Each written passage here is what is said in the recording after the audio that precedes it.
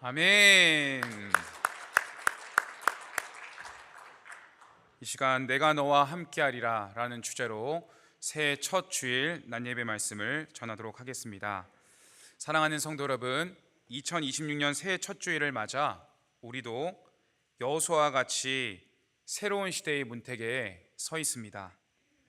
여호수아 1장 말씀은 모세의 죽음 이후 여호수아에게 사명을 주시는 장면으로 시작되고 있습니다. 이스라엘 백성은 요단강 앞에 멈춰서서 약속의 땅 가나안을 바라보고 있습니다. 새해를 맞은 우리도 앞날을 기대하기도 하지만 불투명하여 앞이 막막할지 모르겠습니다. 바로 그때 하나님은 여호수아에게 그리고 오늘 우리에게 분명히 말씀하십니다. 그것은 바로 내가 너와 함께하리라 라는 말씀입니다. 이런 확실한 하나님의 인도하심은 여호수아에게만 국한되지 않습니다. 오늘 우리의 삶에도 동일하게 적용되는 하나님의 귀한 약속의 말씀인 줄로 믿습니다. 그렇다면 하나님은 새 시대를 열어가는 여호수아를 믿음의 지도자로서 어떻게 세워주셨을까요? 그리고 새해를 맞이한 우리 성도님들을 우리 주님은 어떻게 세워가실까요? 우리 첫째 같이 한번 읽어볼까요? 시작. 하나님은 우리의 사명을 분명히 하시는 주님이십니다. 성도 여러분, 하나님은 여러분에게 세밀한 손길로 역사하시기 전에 먼저 비전을 구체화하십니다. 그리고 분명히 하십니다. 여러분, 여호수아 1장은 어떤 결단의 분위기로 시작하지 않습니다. 어떤 감동적인 찬양이 울려 퍼진다든지 여호수아가 가슴을 치며 각오를 다지는 그런 장면으로 시작되는 게 아니에요. 성경은 매우 현실적입니다. 1절을 보십시오. 여호와의 종 모세가 죽은 후에. 모세가 죽었습니다. 이스라엘 공동체의 중심이 무너진 것이죠. 40년 동안 그들을 이끌었던 지도자가 한순간에 사라졌다고 생각해 보십시오. 그 앞에 남은 것은 무엇입니까? 요단강이 있습니다. 그 요단강은 가로막고 있는 장애물입니다. 그리고 그 요단강을 건너도 가나안 땅이 놓여져 있는데 그 땅에는 이미 강한 민족들이 살고 있습니다.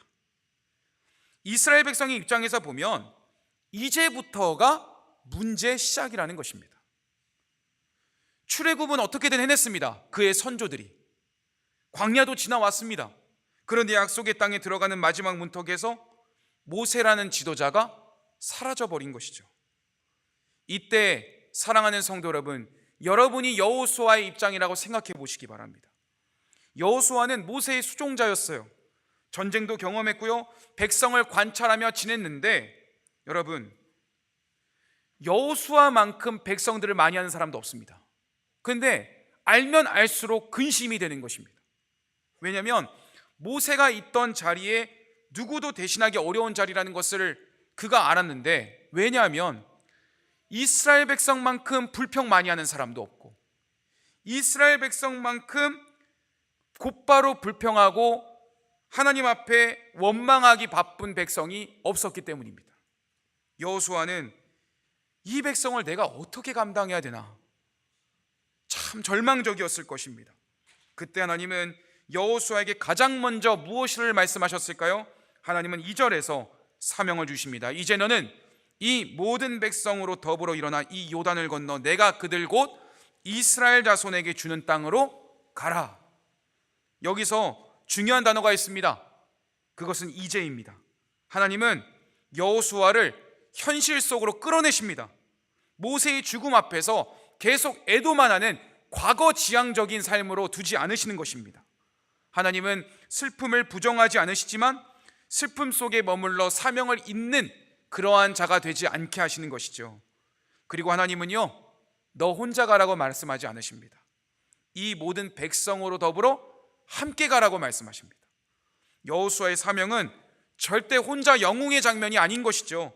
하나님 백성을 함께 이끄는 사명을 감당하라고 주시는 것입니다. 지도자는 앞서가는 사람만이 아닙니다.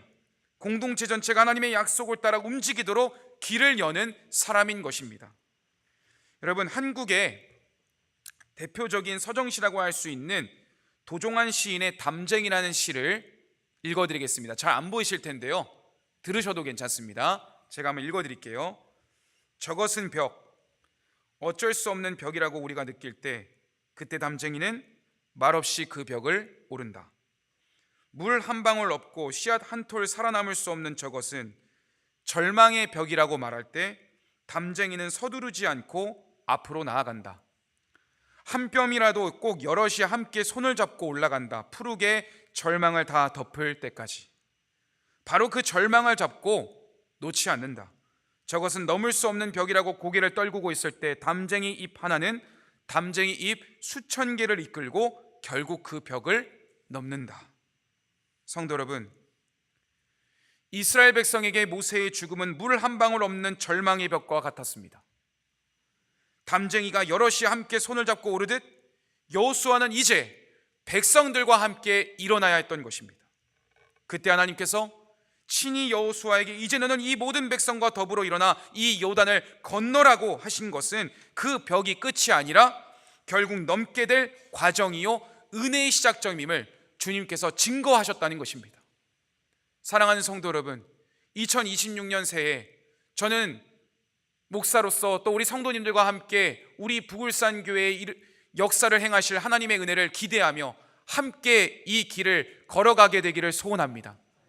그리고 그것은 교회만을 이야기하는 것이 아닙니다. 우리 성도님들의 삶도 마찬가지입니다. 우리 이 자리에 있는 성도님들은 믿음의 가장이요 영적인 제사장 직분을 가지신 분들 아니겠습니까? 우리 성도님들이 이 예배의 시간에 함께 하나님 앞에 결단하며 나아갈 때에 하나님은 오늘날 여러분을 여호수아에게 주신 은혜와 동일한 은혜로 함께 하실 줄로 믿습니다. 우리 여호수아 1장 3절 주님의 말씀을 읽어볼까요? 시작. 내가 모세에게 말한 바와 같이 너희 발바닥으로 밟는 곳을 내가 다 너희에게 주었노니. 성도 여러분, 하나님은 여호수아에게 마음으로만 믿어라 라고 말하지 않으십니다. 발바닥으로 직접 너가 그곳을 밟으라라고 말씀하십니다. 여러분, 믿음이라는 것은요 머릿속 결심으로 끝나지 않습니다. 그거는요 100점짜리 믿음이 아닙니다. 믿음으로 결단하고 내가 그렇게 섬기겠습니다, 봉사하겠습니다, 하나님 앞에 결단하며 살겠습니다 라는 말도 되게 중요하죠. 왜냐하면 입술의 고백도 중요하니까요. 그런데 그것은 100점짜리 고백이 아닙니다. 하나님께서는 뭐라고 말씀하시냐면 그 비전을 주신 다음에 비전의 길대로 순종하여 걸어 들어가라고 말씀하시는 것입니다. 요단강을 바라보며 하나님이 주실 거야 라는 말만 하는 것과 말씀을 붙들고 여전히 물이 가득한 요단강을 밟는 것은 차원이 다릅니다. 여호수아 1장에서 하나님은 아직 요단을 가르지 않으셨습니다. 이미 범람한 상태입니다. 절대 사람이 건널 수 없는 길이에요. 당시에는요, 오늘 본문 당시는 여리고 성도 무너지기 전입니다. 전쟁을 먼저 시작하지도 않았던 때입니다. 하나님이 먼저 하시는 것은요 기적보다 사명선언입니다. 왜냐하면 공동체가 움직이기 전에 지도자의 마음과 방향이 먼저 믿음 가운데 정렬되어야 하기 때문에 그렇습니다. 그리고 4절에서 하나님은 땅의 경계를 말씀하고 계세요. 곧 광야와 이 레바논에서부터 큰 강 유브라데 강까지 해지는 쪽 대해까지 너희의 영토가 되리라. 성도 여러분, 하나님은 너가 어느 정도의 땅을 받게 될 거야 라고 어렴풋하게 말씀하지 않으세요. 잘 될 거야, 힘내라, 긍정적으로 하다 보면 어느 정도 땅 밟게 되겠지라고 하지 않으셨어요. 정확한 지혜를 말씀하셨다는 거죠. 하나님은 여호수아에게 너희 이스라엘 백성들이 어디까지 가야 되고 어디까지 소유하게 될 것인가에 대한 구체적인 비전을 안겨주셨던 것이죠. 성도 여러분, 하나님의 말씀에 순종하여 그 발바닥으로 밟는다는 것은 우리가 가진 고정관념의 틀을 깨고 하나님이 가게 하시면 그 땅은 내 것이다 라는 믿음으로 길을 내디뎌야 된다는 것입니다. 이와 관련하여 우리가 잘 아는 이야기를 좀 나누고 싶습니다. 성도 여러분, 제가 우리 부굴산교회 부임하고 나서 얼마 정도 지나고 났을 때 서울 세문안교회 통합측교회에 가서 교사 세미나를 인도한 적이 있어요. 그런데 거기서 저는 이제 서울에 간 김에 그냥 먼 길에서 강의만 하고 오면 좀 아쉬우니까 믿음의 동역자분들, 저하고 잘 교제하는 친구 목사님들이 계시거든요. 그래서 근데 저하고 교단하고 상관없는 타교단 목사님이신데, 제가 거기 우리 청소년 사역에 있어서 굉장히 좀 앞서가는 브릿지 임팩트라는 사역원이 있는데, 거기에 대표로 섬기시는 목사님이 저하고 동갑입니다. 근데 이제 목사님한테 제가 세문안교회를 간다 그랬더니 경기도에서 거기까지 오시겠다 하시면서, 그곳이 이제 광화문이 있는 곳이거든요. 저보고 어디를 얘기하냐면 5성급 호텔, 서울 광화문에 위치한 포시즌즈 호텔에 오라는 것입니다. 와, 딱 봐도 되게 멋있죠?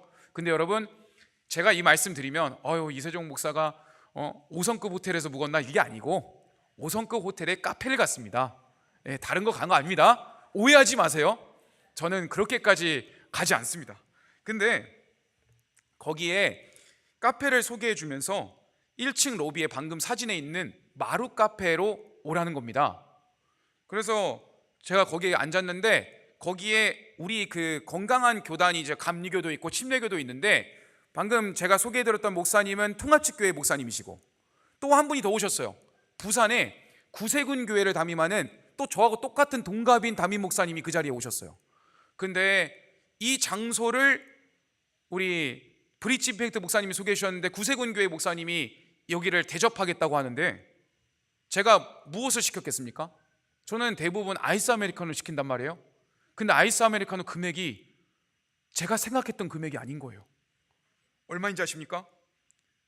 핫 아메리카노는 19,000원, 아이스는 2만 원이었어요.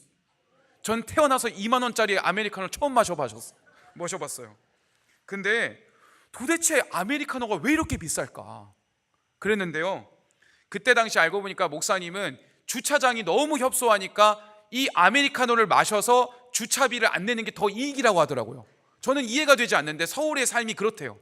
그래서 제가 거기를 가게 됐는데, 제가 이 말씀을 왜 드리냐면, 목사님이 저를 초대한 이유가 이 장소가 평범한 장소가 아니라는 것입니다.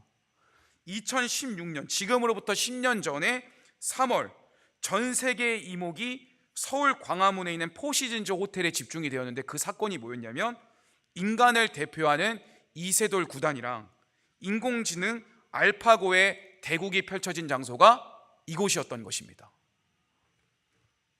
당시 이세돌 구단이 인공지능에게 패하면서 큰 충격을 안겨다 주어지 않았습니까? 훗날 그는 당시를 회상하며 아주 의미심장한 고백을 했는데요, 저는 우리 성도님들이 다 아는 내용 말씀드리지 않겠습니다. 새로운 한 가지를 말씀드릴 텐데, 그가 이렇게 이야기를 했어요. 내가 알파고에게 고전했던 결정적인 이유는 실력의 차이라기보다 고정관념 때문이었다라고 이야기를 했습니다.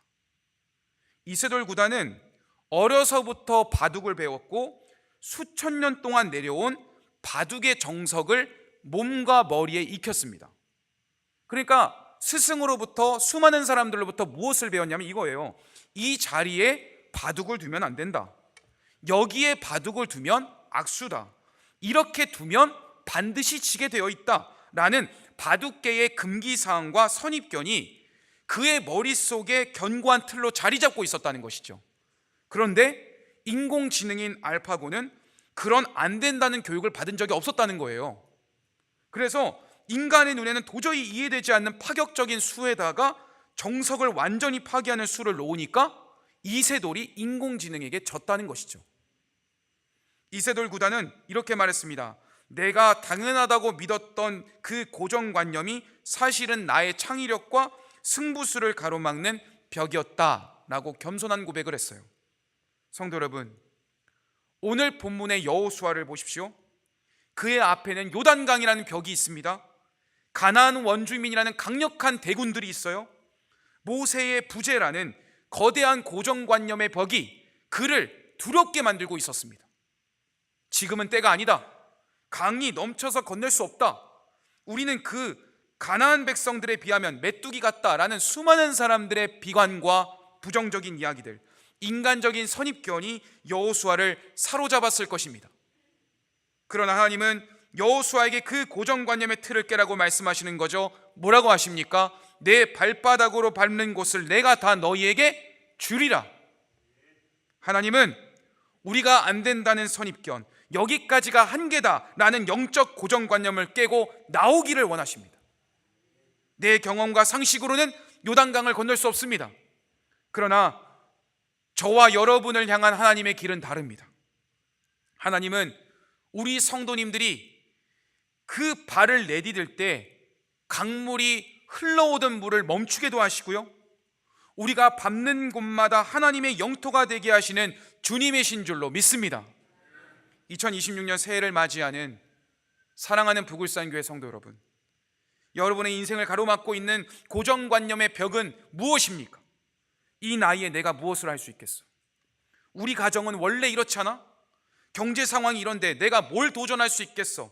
이런 생각들이 마치 우리를 광화문의 대국장처럼 막막한 곳에 가두고 있지는 않으십니까? 이제 그 선입견을 깨고 일어설 때가 2026년 새해입니다. 하나님은 불가능이 없으신 오늘도 성도님들을 위해 역사하시는, 살아 역사하시는 전능하신 하나님이십니다. 우리가 가진 낡은 정석을 버리고 하나님의 약속을 정석 삼을 때 우리 성도님들의 삶은 일어서는 인생이 될 줄로 믿습니다. 우리 둘째 한번 읽어볼까요?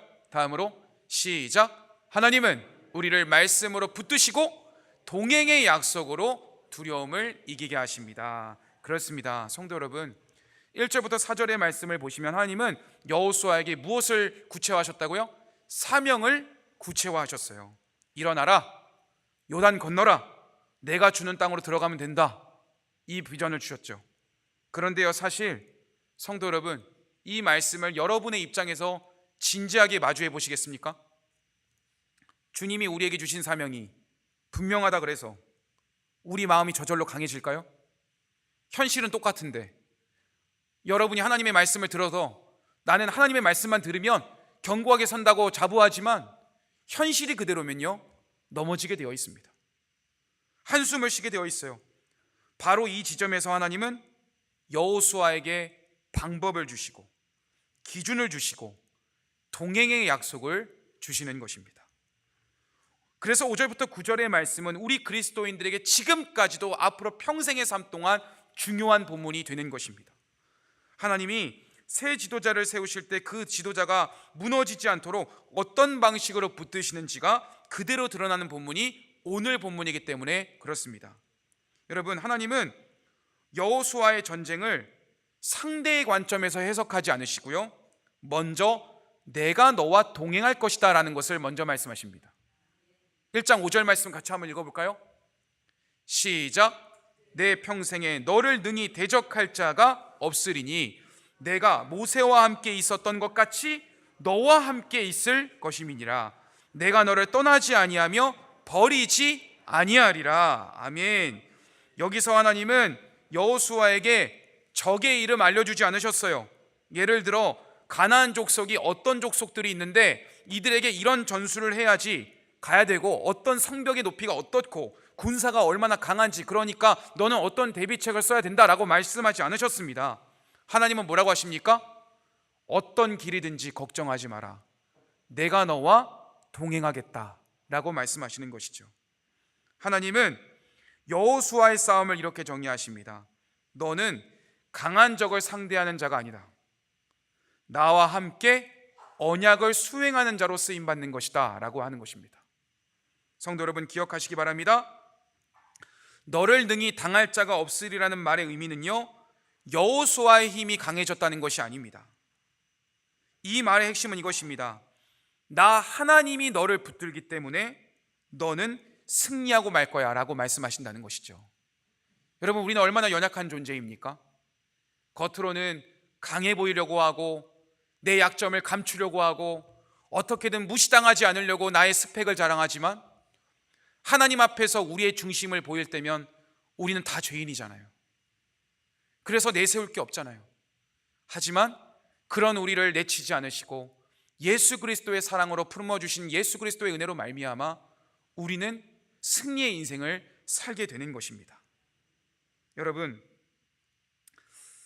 인생이라는 거대한 체스보드를 한번 상상해 보시기 바랍니다. 우리 성도님들은 이 장기판을 또 익숙하실 텐데 체스판을 한번 생각해 보십시오. 그 위에는 각기 다른 모양과 역할을 가진 여러 가지의 종류의 말들이 놓여져 있습니다. 이 체스판 위에서 가장 보잘것없는 존재가 폰이라는 동그란 모양을 가지고 있는 제일 작은 말입니다. 폰은요, 이 장기가 익숙하시지만 체스를 모르시는 분들을 위해서 설명을 좀 드리면, 폰은 한 번에 겨우 한 칸 앞으로밖에 전진 못합니다. 뒤로 후퇴도 할 수가 없는 말이에요. 그러니까 뒤로 물러설 수 없는 여러 가지 한계점을 가지고 있는 말이라는 거죠. 그래서 강력한 상대의 말들이 앞을 가로막으면 스스로의 힘으로는 그 거대한 벽을 뚫을 수 없는 말이 폰입니다. 하지만 여러분, 이 작고 연약한 폰을 세계 최고의 체스 거장인 그랜드 마스터가 쥐었다고 가정해 보시기 바랍니다. 여러분, 그랜드 마스터라는 말을 무협지에서도 들어보셨을 테고 하셨을 텐데, 정확한 말은요, 그랜드 마스터가 체스 분야에서 가장 높은 경지에 이른 사람을 일컬을 때 그랜드 마스터라고 이야기합니다. 그 순간 그랜드 마스터가 폰을 딱 잡지 않습니까? 그러면 가치가 달라져요. 갑자기 퀸처럼 날아다니는 능력을 갖게 되는 것도 아닌데 폰은 여전히 한 칸 앞으로밖에 못 가요. 그런데 그랜드 마스터의 수완이 딱 들어오면 이 작은 말은 누구도 함부로 넘어볼 수 없는, 건드릴 수 없는 전략의 핵심이 됩니다. 이 체스의 거장이 폰을 보호하기 위해 다른 강력한 말들을 뒤에서 배치한단 말이에요. 결국 이 작은 폰을 끝까지 전진시켜서 승리를 결정짓는 주인공을 만드는 자가 바로 그랜드 마스터입니다. 여러분, 이 한 가지 말을 소개를 해드리려고 하는데, 한번 다음 화면 띄워주세요. 자, 오른쪽에 보이는 그 말처럼 보이는 말 보이십니까? 전체를 말이라고 하는데 이것을 뭐라고 하냐면 나이트라고 합니다. 이 나이트는 특징이 있어요.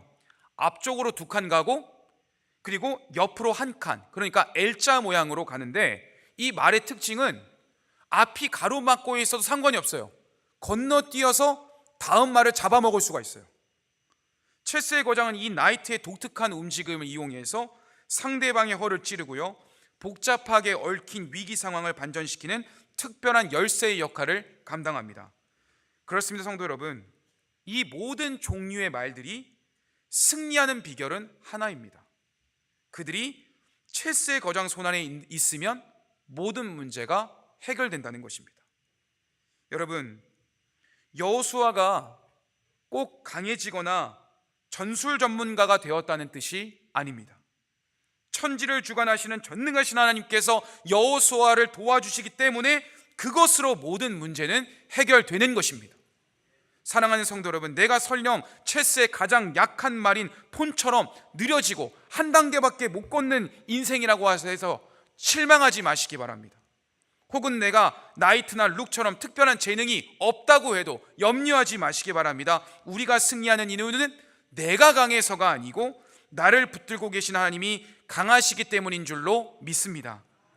여러분, 여호수아가 정말 필요한 건 용기라는 긍정적인 사고방식보다 여호수아에게 필요한 건, 저와 여러분에게 필요한 건 근거입니다.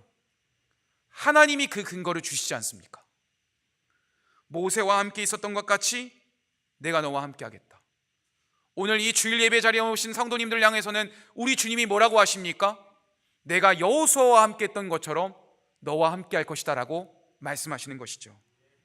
여호수아는 새로운 시대에 선 사람이지만 그는 지금 영원히 변함없으신 언약의 하나님과 함께하고 있는 거예요. 여기서 하나님은 여호수아에게 이렇게 말씀하시는 것과 같아요. 여호수아야, 사람은 바뀌지만 나는 바뀌지 않는다. 모세와 함께했던 것처럼 내가 너와 함께한다. 지금까지 너희를 도운 나 하나님은 모세 시대 때만이 아니라 너하고도 동일하게 함께하는 역사하는 하나님이시다. 그래서 너는 혼자가 아니다 라고 말씀하시는 것이죠. 다음으로 하나님은 여호수아에게 무엇을 요구한지 아세요? 강하고 담대하라고 말씀하세요. 1장 6절 말씀 같이 읽어볼까요? 시작.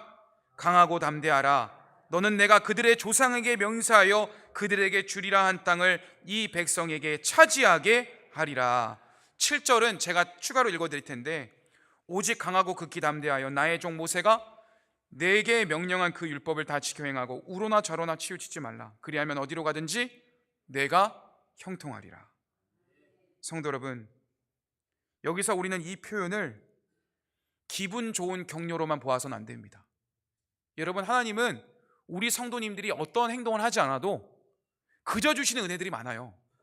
그런데 모든 은혜가 그런 건 아니에요. 때로는 하나님께서는 우리에게 명령하세요. 강하고 담대해라. 왜 명령하실까요? 여호수아의 담대함이 있어야만이, 그것이 개인의 기질의 문제가 아니라 공동체의 생명과 직결되는 문제였기 때문에 그 지도자가 결단을 해야 됐기 때문에 그렇습니다. 지도자의 두려움은요, 개인의 두려움으로 끝나지 않아요. 지도자의 떨림은요, 백성 전체의 떨림이 되고요, 지도자가 흔들리면 백성은 더 크게 흔들리게 되어 있습니다. 만약 우리 성도님들이 지금 믿지 않는 가족들이 있는 상태에서 우리 성도님들이 유일하게 지금 신앙생활하고 계시는데, 우리 성도님들이 만약에 두려움과 상황에 의해서 흔들려가지고 넘어진다 가정해 보십시오. 그러면 믿지 않는 가족분들이 여러분을 보고 무엇을 생각하시겠습니까? 성도님들이 하나님의 손으로 일어나야 다른 믿지 않는 가족들이 승리하고 끝까지 붙들고 일어나는 믿는 여러분을 통하여 주님께로 돌아오게 되는 것입니다. 여러분, 여기서 하나님이 여호수아에게 주시는 핵심이 뭔지 아십니까? 그러면 여러분, 하나님이 여러분에게 강하라고 얘기했는데 여러분이 강하지 않으면 자격 미달이 될까요? 그렇지 않아요. 하나님은요, 담대함의 비결을 알려주셨어요. 그것은요, 말씀을 기준으로 할 때 담대함을 얻게 된다는 것입니다. 여호수아가 앞으로 가장 크게 유혹받을 지점이 무엇이겠습니까? 전쟁이 시작되면 가나안의 수많은 그릇된 신들을 보게 될 거고, 공동체는 상황에 따라 움직이고 싶어질 것입니다. 가나안이 강하면 백성들이 불평하게 되고, 조금 유리해지면 이스라엘 백성들이 교만해지고, 불평하는 소리가 커지면 여호수아가 위축될 것 아니겠습니까? 그런데 하나님은 여호수아에게 상황 따라 달라지라고 말씀하지 않으십니다. 뭐라고 하십니까? 여호수아야, 너는 우로나 좌로나 치우치지 마라 라고 말씀하시는 것이죠. 기분과 여론, 상황에 따라 왔다 갔다 하지 마라. 너는 오직 말씀의 길 위에 서서 백성을 이끌라라고 우리 주님이 말씀하시는 것입니다. 성도 여러분, 기억하시기 바랍니다. 하나님의 백성은 다수결로 움직여지지 않습니다. 하나님의 백성인 저와 여러분은 오직 말씀으로 세워지는 줄로 믿습니다. 다음으로 하나님은 말씀을 붙드는 방식을 여호수아에게 구체적으로 알려주시는데, 1장 8절 말씀을 제가 읽어드리겠습니다. 이 율법책을 내 입에서 떠나지 말게 하며 주야로 그것을 묵상하여 그 안에 기록된 대로 다 지켜 행하라. 그리하면 내 길이 평탄하게 될 것이며 내가 형통하리라. 여러분, 여기에는 순서가 있어요. 총 4단계입니다. 말씀을 입에서 떠나지 말게 하라, 주야로 묵상하라, 기록된 대로 행하라. 그러면 길이 평탄하게 될 것이다. 여러분, 하나님께서 여호수아에게 이 율법책을 내 입에서 떠나지 말게 하라고 하신 이유는 분명합니다. 말씀은 마음속에만 머물러 있을 때보다 마음 깊이에서 묵상된 말씀이 입술을 통해 흘러나올 때 더 견고해지기 때문에 그렇습니다. 하나님이 여호수아에게 입에서 떠나지 말게 하라고 하신 것은요, 입술의 훈련을 강조하시기 전에 그 입술을 움직이게 하는 내면의 묵상을 전제하신 말씀이라는 거예요. 여러분, 우리가 잘 아는 기도의 대명사라고 할 수 있는 다윗 아시죠? 다윗은 어떤 방식으로 하나님 앞에 기도했을까요? 여러분, 기도의 방법이 다양하지 않습니까? 그러면 가장 기도를 잘한 사람의 본을 따를 필요가 있습니다. 다윗은 시편을 읽어보시면 이런 고백을 해요. 주의 말씀을 내가 읊조리이다. 내 입술로 주의 모든 규례를 선포하였나이다. 주의 말씀을 내가 작은 소리로 되뇌이다. 이렇게 이야기를 합니다. 여러분, 대표적으로 시편의 63편을 보시면 다윗의 기도 방법이 나와요. 우리 같이 한번 읽어볼까요? 6절 7절 시작. 나의 침상에서 주를 기억하며 새벽에 주의 말씀을 작은 소리로 읊조릴 때에 하오리니 주는 나의 도움이 되셨습니다. 제가 7절 읽어볼까요? 시작. 주는 나의 도움이 되셨습니다. 내가 주의 날개 그늘에서 즐겁게 부르리이다. 성도 여러분, 여기서 다윗이 사용하는 히브리어 동사가 매우 중요합니다. 시편에서 묵상하다, 읊조리다 라는 번역된 말은 히브리어 하가라는 단어가 쓰였습니다.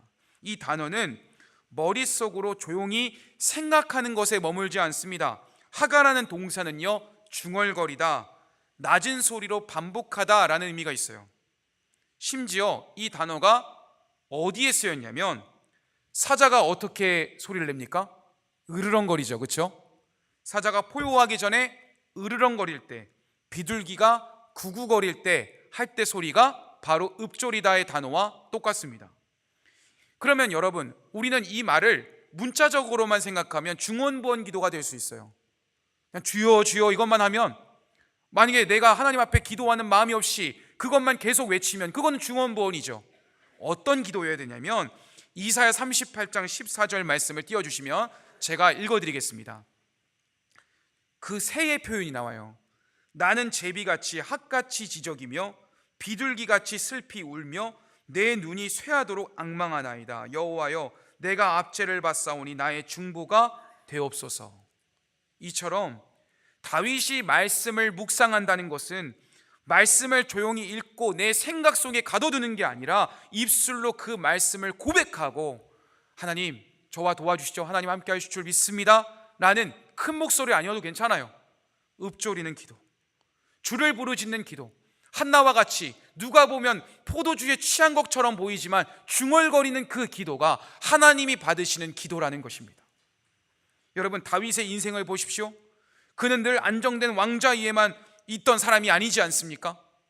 도망자의 시간이 더 길었던 사람이에요. 광야에서 홀로 밤을 지새웠던 사람이에요. 불평과 배신을 경험했어요. 두려움과 죄책감이 그의 마음을 흔들던 순간이 얼마나 많았습니까?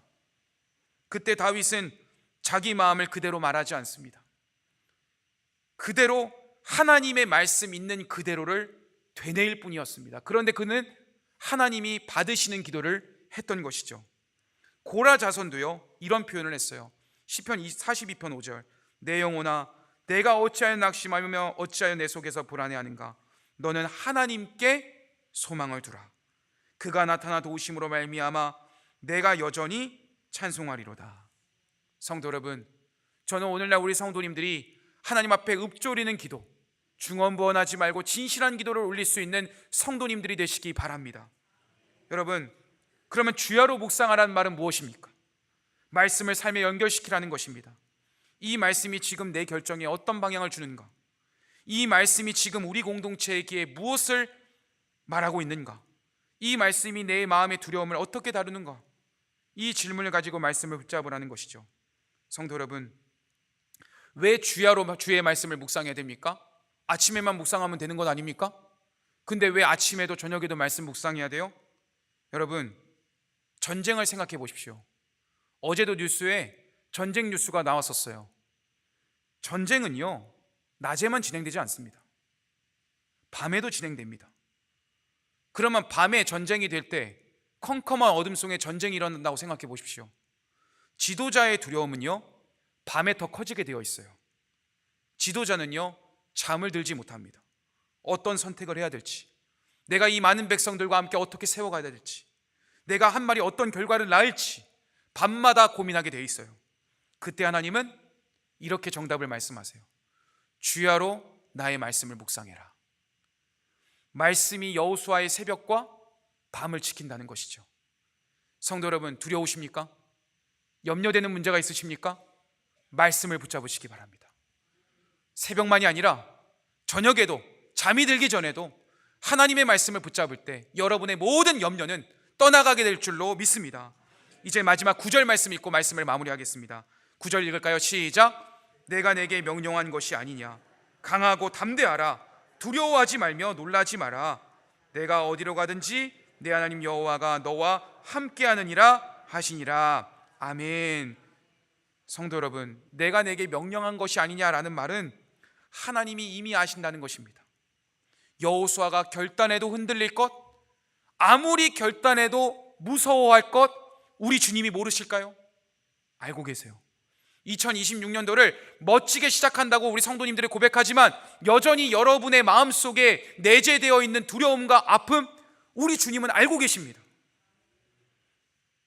그런데 하나님께서는 뭐라고 하시냐면 잊지 말라고 하시면서 두려워하지 마라, 놀라지 마라라고 하며 우리의 눈높이에 내려오셔서 따뜻한 음성을 들려주고 계시는 것입니다. 여러분, 이제 말씀을 마무리합니다. 2021년 발매된 기프티드라는 유명한 기독교 찬양팀이 있습니다. 그 찬양팀의 대표곡이 주의 자녀로 산다는 것은 이라는 건데, 왼쪽은 그 찬양팀의 일원들을 나오는 거고 오른쪽은 발매했던 CD 그림입니다.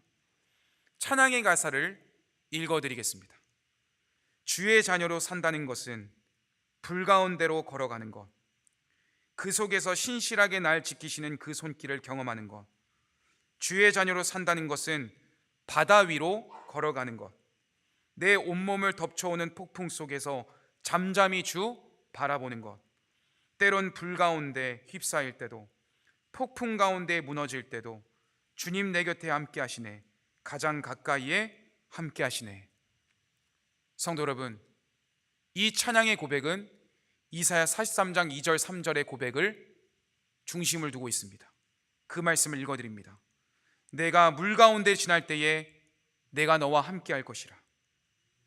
강을 건널 때에 물이 너를 침몰하지 못할 것이며, 내가 불 가운데로 지날 때에 타지도 아니할 것이요, 불꽃이 너를 사르지도 못하리니 대전하는 여호와 내 하나님이요 이스라엘의 거룩한 이요 내 구원자임이라.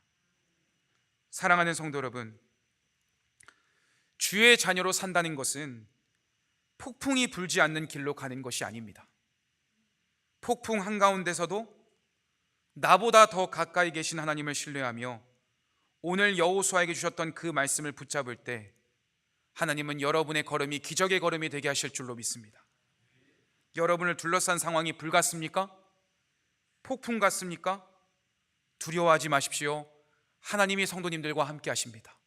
그리고 우리 북울산교회와 함께 하십니다.